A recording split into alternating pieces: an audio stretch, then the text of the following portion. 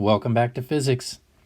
In the last lesson, we pondered the general background on refraction, looking at how we see things differently when light has been refracted. As it travels from one substance to another, it will bend. Today, we're going to look at Snell's law that will enable us to calculate the actual angles of incidence and refraction. So, if I have a boundary, let's say between air and water, and I have a ray of light that is going from air into water, it will bend toward the normal.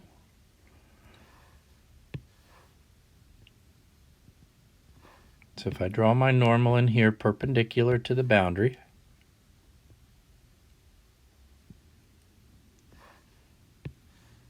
then we've got our angle of incidence right there between the initial ray or the incident ray and the normal, and our angle of refraction right there.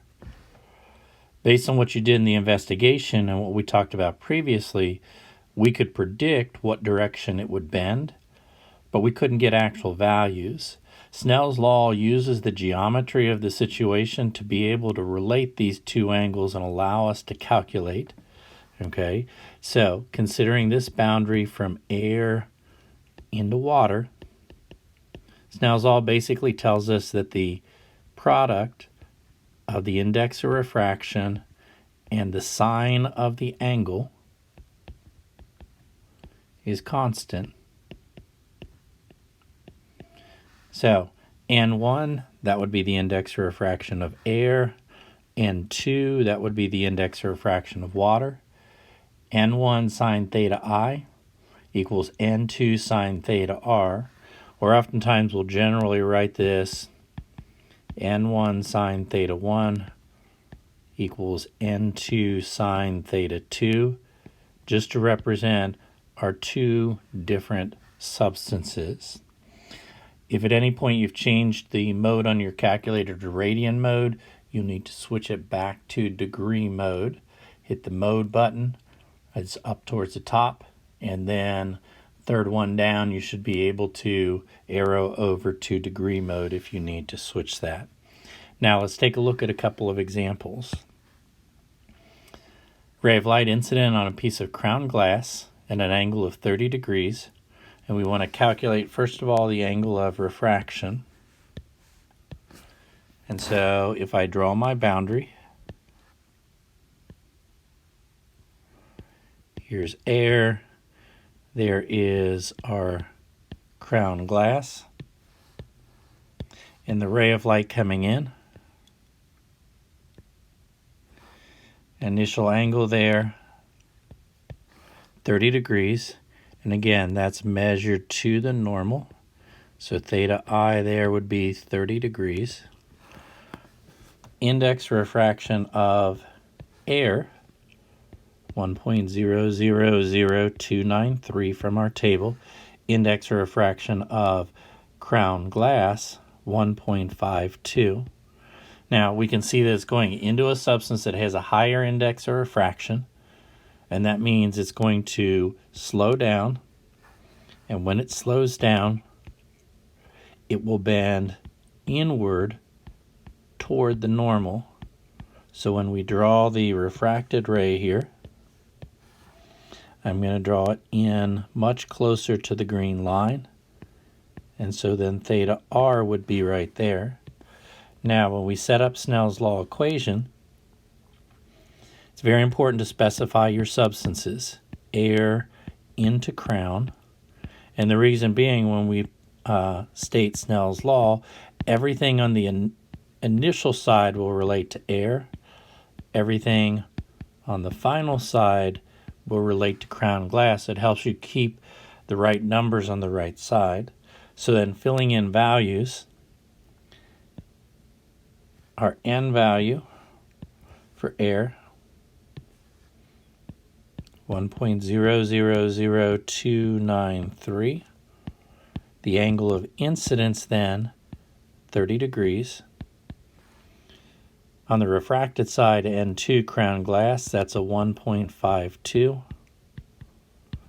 And then sine, now this would be theta r. Now to be able to do the algebra and solve this down, I need to get theta r alone. So the first thing I'm going to do is divide the 1.52 to the other side. Those 1.52s divide out. Okay, so then I'm going to get sine of theta r is equal to a 0.329 when I punch in 1.000293 sine 30 divided by 1.52 equals. Now to solve down for theta r, we're going to have to do an inverse sine. So second sine of 0.329, and that's going to give us a theta r value of 19.21 degrees. Now, in part B, I'm going to make a little room here. In part B, we're looking at the refracted light traveling back out the other side. So I'm going to redraw my boundary.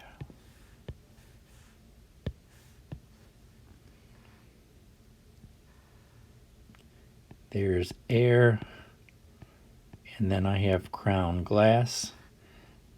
And then the other side of the glass over here, we have air on the other side. Again, our index of refraction values. Air is your 1.000293. Crown 1.52. Air 1.000293.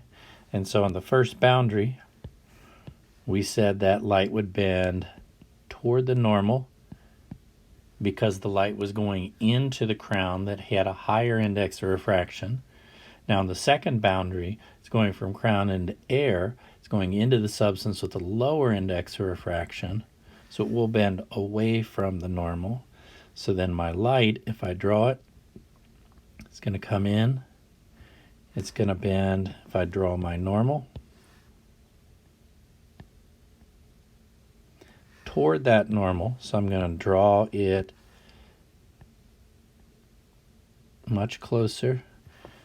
Then when it comes out the other side, if I draw my normal there,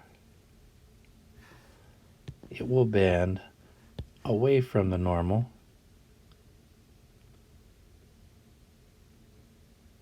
And so I've drawn it further away. So then you have two different boundaries here.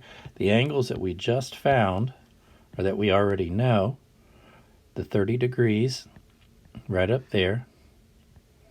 That small angle that I just marked, that is the 19.21 degrees. Now what you have is our two green vertical lines, or parallel lines, and the ray of light inside the glass is a transversal. So then two parallel lines cut by a transversal.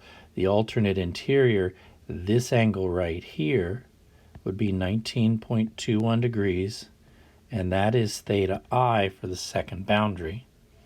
So then on that lower boundary, the light is going from crown glass into air. That would be an N1 sine theta 1 is equal to N2 sine theta 2. Now everything on the first side is crown glass. 1.52 sine 19.21 degrees. On the other side it's air, so it's a 1.000293 sine of the new theta r. Go through your algebra, solve down, similar to the way we did on part A. When you do that algebra and solve down, you're going to get a theta r value of approximately 30 degrees. In other words, when that light enters from air into crown glass, it bends. On the other side, because the other surface of the glass is parallel to the first side, that light will unbend and end up in the same direction as it was originally. So here is the original direction, here's the final direction Those are exactly the same direction. They've been shifted slightly by the bend inside the glass, but those two rays of light I just highlighted are parallel to each other. Now, let's take a look at one more example. We've pondered this picture before. Now we're actually going to do some calculations on it.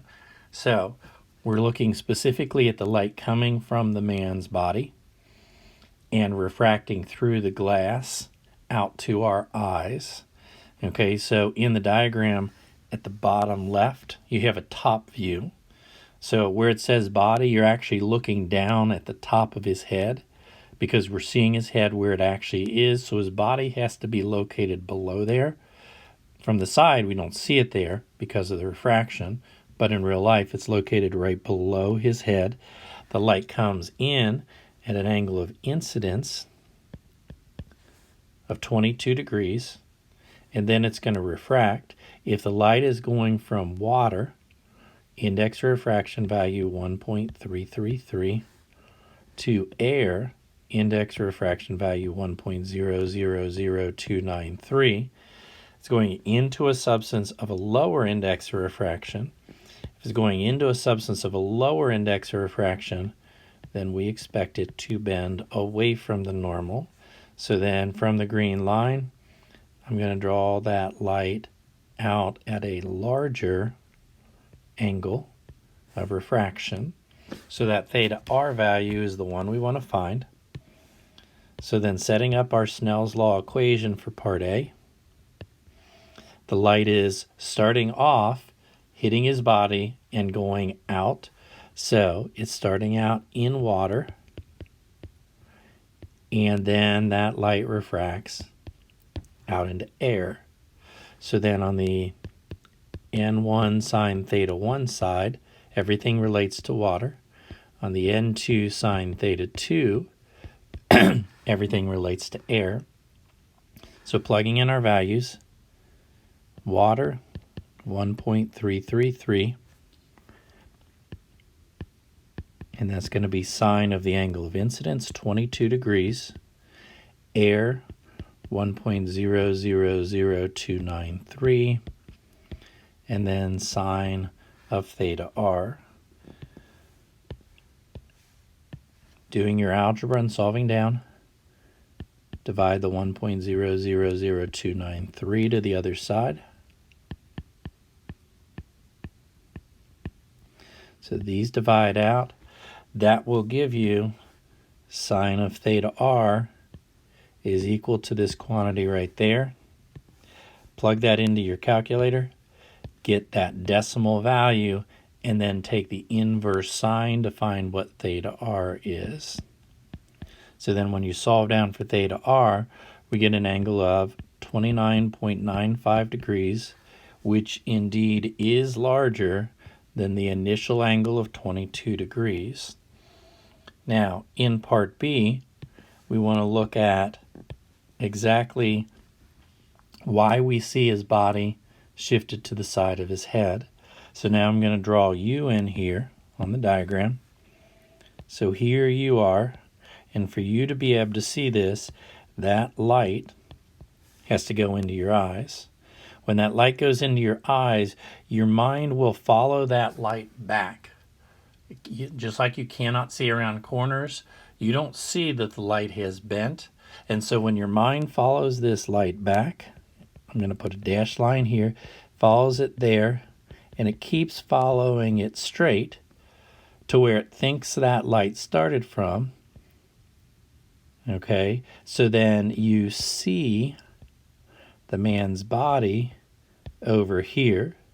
His actual body is located on that over there where his head is, but we see it shifted over to the side, okay, and a little bit closer to the glass. And if you look at the picture right here, if you can see that highlighting, we see his body right there, and it is indeed shifted just like in the picture that we drew over to the right, okay, and then shifted a little bit closer to the glass. It's that refraction that causes us to see his body not in the actual location. Now, kind of summarizing, in terms of light bending, we have two diagrams here. The diagram on the left, substance 1 and substance 2. We have a ray of light traveling in substance 1, and then it goes into substance 2, and it refracts. And in this case, that light bends toward the normal.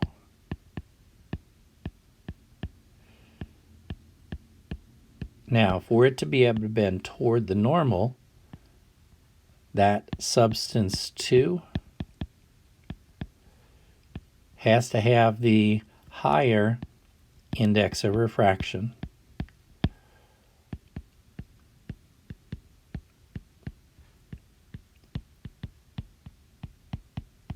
So that means that N2 would be greater than N1.